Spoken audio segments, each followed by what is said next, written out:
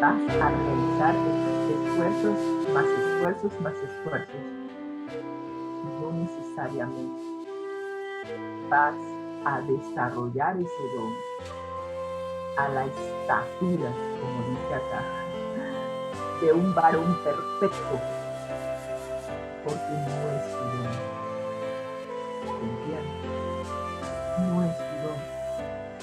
Y voy a dar otro ejemplo. Mis padres, desde muy chiquitos, a los tres, mis dos hermanos y yo, nos pusieron en el Conservatorio Nacional. Me vengo a desayunar ahora de adulto, que mi madre tocaba el violín. Yo jamás vi a mi mamá tocando el violín. Digo, mi mamá tocaba el violín. ¿Cuándo fue eso? Que nunca lo vi. Siempre mi papá era el que tocaba el violín. Y mi papá me dice, no es que a mí se me pegó de tu mamá. Y yo dije, ¿en serio? Pero si nunca he visto a mi mamá tocando el violín. Mi mamá me dice, no, es que en la escuela nos dieron música y había que tomar un instrumento y yo cogí el violín y yo pasé la materia esa y más nunca volví a tocar el violín. Yo me quedé madre. Pero mi papá, que estaba interesado en mi mamá, le siguió la corriente, se metió en el mismo curso cuando estaban en la secundaria, así que los dos estaban en la misma clase estudiando violín, pero mi papá sí fue cableado para el violín, mi mamá no.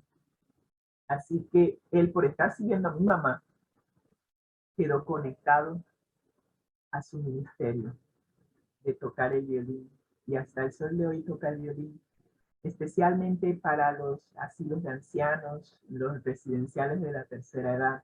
Toca himnos de alabanza a Dios, haciéndoles recordar a todos lo maravilloso que es Dios. Y qué interesante cómo surgió eso. Así que claro, ellos, bueno, más mi papá que cualquier otra cosa, nos meten en el conservatorio a todos desde chiquitos. Todos estudiamos música, todos estudiamos voz, todos estudiamos un instrumento, el piano. ¿Cuándo usted me ha visto a mí cantando? Jamás. ¿En público? Nunca. ¿Cuándo me ha visto tocando el piano? Nunca. No, no es mi ministerio. En el coro, sí, yo canté en el coro de jóvenes, pero no es mi ministerio. O sea, usted no me va a ver a mí dando especiales en ningún lado.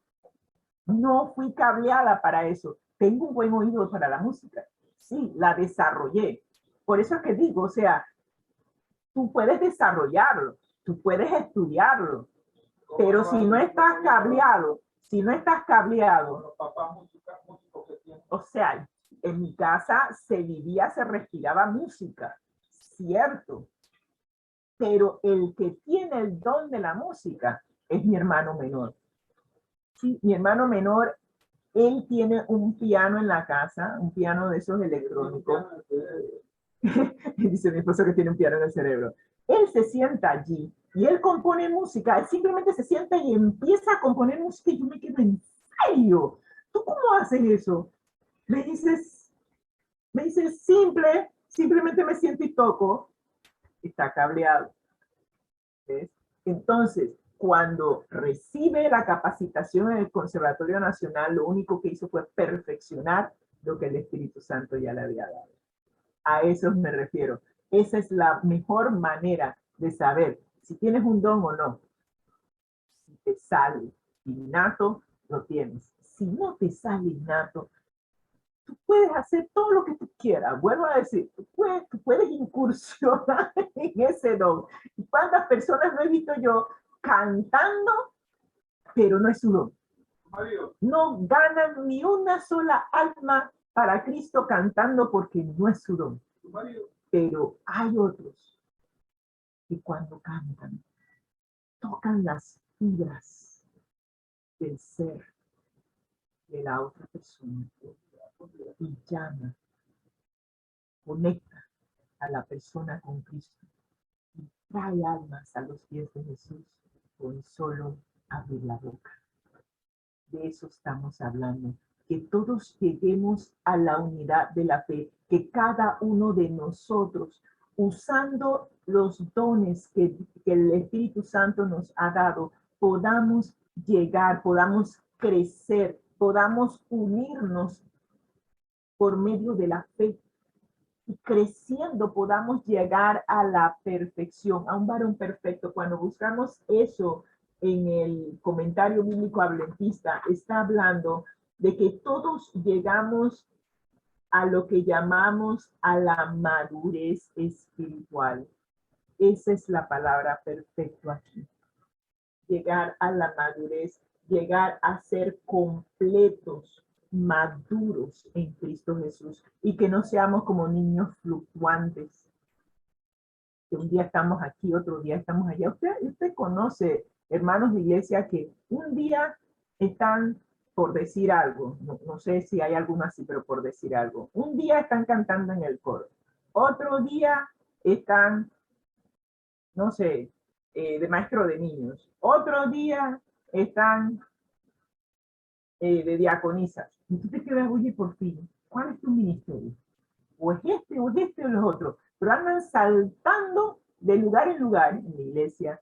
Y el Señor nos tiene un lugar a cada uno dentro de su obra. Dentro del cuerpo de Cristo, cada uno tiene su lugar. Es como los bloquecitos que vimos en una filmina, en donde los bloquecitos están cada uno colocados en su sitio. Es más, creo yo que es en Pedro, en la primera o la segunda epístola de Pedro, que dice que somos piedras vivas y que estamos siendo pulidas para que así como cuando se construyó el templo de Dios, creo que fue el templo de Salomón, cuando se construyó, tomaban las piedras, las pulían,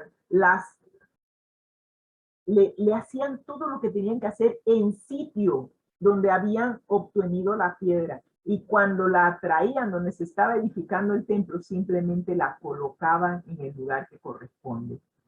Así mismo está haciendo el Espíritu Santo con nosotros, nos está puliendo, nos está raspando, eso duele. Y si tiene que meternos martillo, ¡ouch! Eso duele. Pero está haciendo esa obra, perfeccionando la piedra, puliéndola, para luego colocarla dentro del cuerpo de Cristo en el lugar que le corresponde. Y cuando cada piedra está colocada en el lugar que corresponde, habrá unidad. Unidad en el cuerpo de Cristo y estaremos creciendo a la medida de la estatura de la plenitud de Cristo, llegando a ser uno con nuestro amante Salvador, así como Él es uno con su Padre. ¡Wow! Interesante. Así que dejemos que el Espíritu Santo nos pula. Yo sé que duele. Créame que yo sé que duele. Pero todos nosotros tenemos nuestro lugar. Preguntémosle al Espíritu Santo primero cuál es nuestro don, cuál es el ministerio que nos ha asignado. Y segundo, preguntémosle en dónde quiere que nosotros desarrollemos ese ministerio. Ya, te puedo asegurar y te puedo garantizar que así como el Espíritu Santo me contestó, te va a contestar. Y Él te dirá a dónde vas a encajar. Pero déjate guiar, porque puede ser que el ministerio que te ha asignado no es el que a ti en particular te nace. Sí, porque cada uno de nosotros tiene su gusto. Ay, no, a mí no me gusta eso, que yo muera. Cuando tu yo muere, finalmente estaremos conectados a nuestro amante Salvador. Y ya como no vive el yo, sino que vive Cristo en mí, el Espíritu Santo entonces tendrá acceso a guiarnos y llevarnos al lugar donde funcionaremos en armonía con el resto del cuerpo. Increíble, pero así es. Así que vamos a entrar en materia en los minutos que me quedan. Y tenemos estos dones. Vamos a ver qué es lo que Pablo y el Espíritu Santo nos han querido decir con estos dones. Yo al principio había pensado que eran 5 y resultó ser 4. Y en todo el internet, en todas las figuras que vi, todas decían 5. Pero alguien, y no sé quién hizo esta figura, está de acuerdo con lo que dice la guía de estudio, que son 4. Así que el Espíritu Santo ha constituido, ha dado dones. Ha dado a unos apóstoles, otros profetas, otros evangelistas.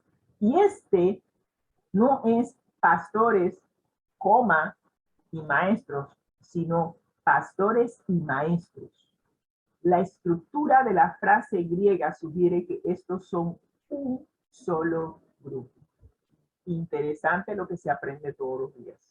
Así que vamos a ver en qué consiste el don del apostolado.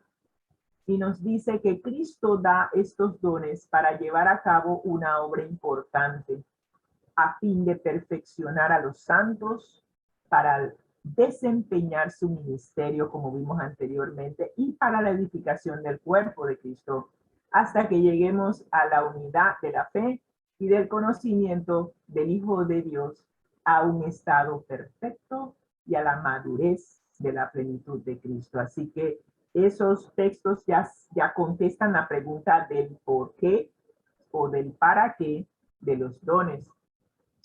Sin embargo, vamos a utilizar el Comentario Bíblico Adventista, tomo 6, para desglosar un poquito los dones.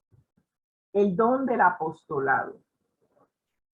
Según el Comentario Bíblico Adventista, Hechos capítulo 1, 2, menciona apóstoles. ¿Quiénes eran los apóstoles? Pues aquellos que Jesús escogió y que estuvieron con él, en donde uno se perdió, pero quedaron 11. Pero para completar los 12, tenemos al apóstol Pablo, que él siempre ha dicho que él es apóstol de Jesucristo, no por hombres, sino designado por Jesús mismo. Y también tenemos en 1 Corintios capítulo 12, versículo 28, que Dios puso en la iglesia apóstoles. Y unos puso Dios en la iglesia, primeramente apóstoles, luego profetas, maestros, luego los que hacen milagros, después los que sanan, los que ayudan, los que administran, los que tienen don de lenguas como su servidora. Así que todos tenemos un lugar en la viña del Señor. Sin embargo, los apóstoles son, yo diría, un grupo interesante. Pablo no está diciendo tanto que ciertos dones fueron dados a los hombres con el fin de que pudieran llegar a ser apóstoles, sino que ellos mismos que habían recibido el don estaban siendo dados a la iglesia.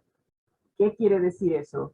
Que la persona, como les dije anteriormente, ya venía, tiene innato, ya viene cableado para ser apóstol. La iglesia recibía para su ministerio a hombres debidamente equipados para sus funciones.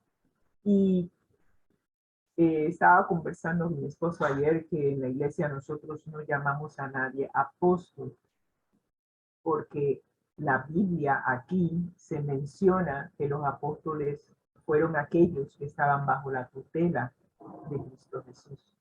Así que nosotros no utilizamos eso dentro de la estructura de la iglesia. También entonces tenemos los profetas.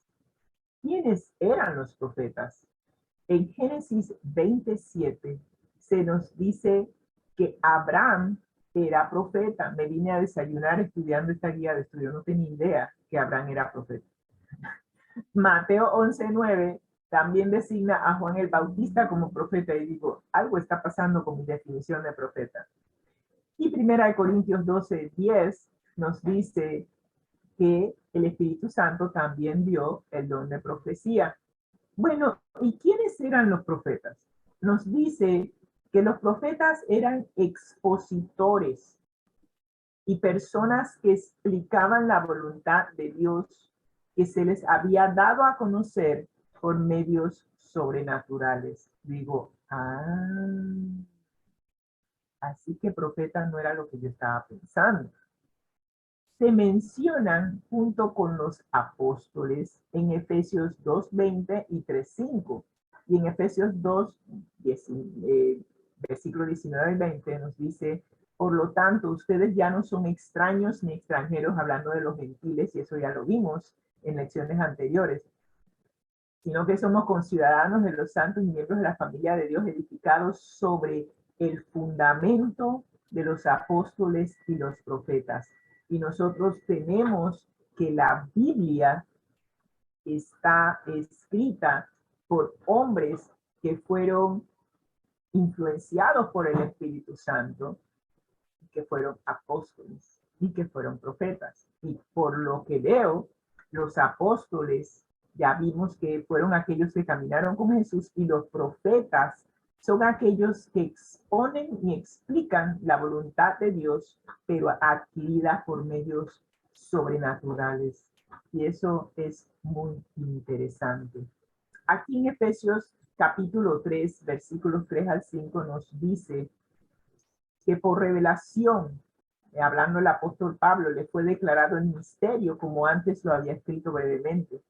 Y nos dice que ese misterio que en otras generaciones no se había dado a conocer a los hijos de los hombres, como ahora es revelado a sus santos apóstoles y profetas, por el Espíritu. El Espíritu Santo usted lo va a ver mencionar a lo largo de todos estos dones, porque Él es el designado por Dios Padre y Dios Hijo para esta obra de la repartición de dones. Y nos dice, nos culmina la descripción de profetas, la idea que yo tenía.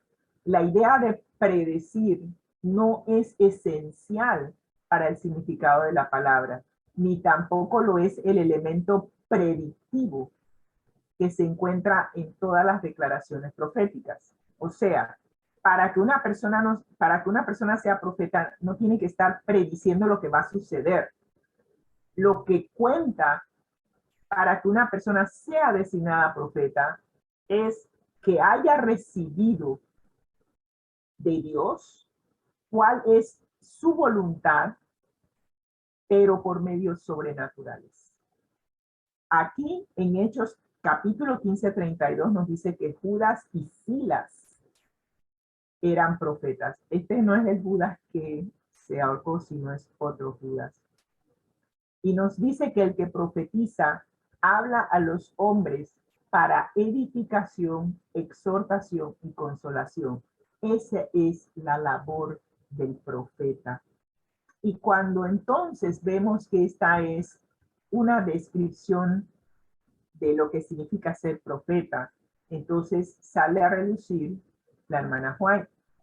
Este último aspecto del don de la profecía era de especial importancia para los primeros adventistas, quienes reflexionaban sobre los dones espirituales de la hermana Elena de White. ¿Valida la Biblia la función del don de profecía en la iglesia solo durante el tiempo de los apóstoles, o el don continúa hasta la venida de Cristo? ¿Qué piensa usted? Bueno, la guía de estudio nos contesta y nos dice que el don profético fue indispensable para la fundación de la iglesia en los tiempos del Nuevo Testamento, y es el guía designado de la iglesia remanente. Y eso lo dice Apocalipsis 19:10, en donde el apóstol Juan tuvo una revelación sobrenatural.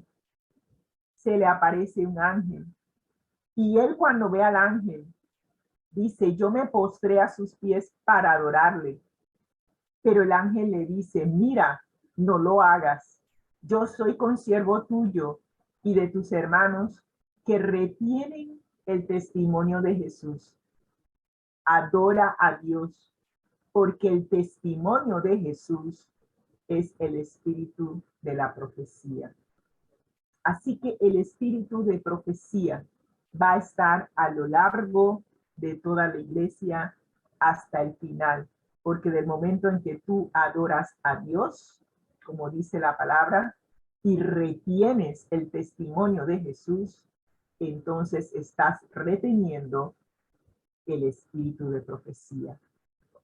Muy bien, vamos a los evangelistas. ¿Quiénes son los evangelistas? Son los predicadores del evangelio. Y nos dice que un evangelista no estaba circunscrito a una localidad determinada. Por eso es que usted ve que los evangelistas viajan, sino que pregonaban su testimonio en diferentes lugares. Y cuando la iglesia fue esparcida, cuando fue perseguida en los tiempos de los apóstoles, los que fueron esparcidos iban por todas partes anunciando el evangelio. Por ende, se convirtieron en evangelistas. Los evangelistas probablemente no ejercían autoridad plena de apóstoles. Los apóstoles eran los encargados de establecer grupos, eran los encargados de asegurarse que el fundamento del evangelio no se perdiera ni se dividiera con costumbres mundanas o que se dividiera con prácticas que no eran conforme a la palabra de Dios. Ellos estaban para asegurarse de que el evangelio permaneciera en su pureza. Los evangelistas simplemente comunicaban el evangelio, así que ellos no ejercían autoridad como los apóstoles. Parece que el ministerio de los evangelistas era primordialmente en el tiempo de Pablo.